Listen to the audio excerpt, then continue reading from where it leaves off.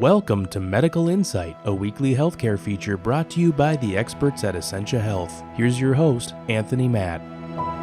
In today's world, screens seem to be everywhere. That's been compounded even more by the pandemic, with more and more students utilizing virtual learning. But how can you ensure your child isn't spending too much time on their devices? Screens are nearly impossible to get away from in today's world. While an important tool, there are reasons to limit your exposure to them, especially for children. Dr. KenKnight says best practices are almost no screen time for children under the age of 2 and just an hour or two for kids between the ages of 3 and 5, as long as it's educational content.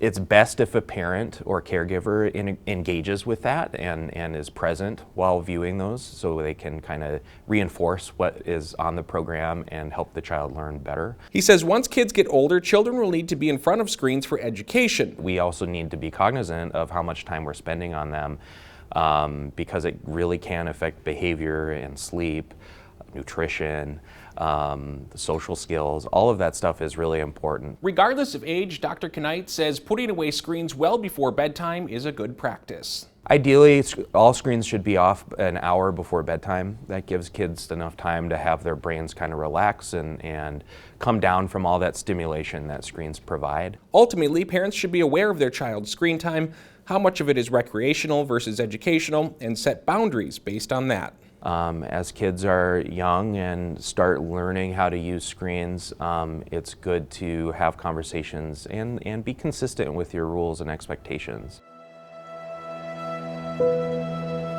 To learn more about this or other health topics, visit essentiahealth.org/medicalinsight.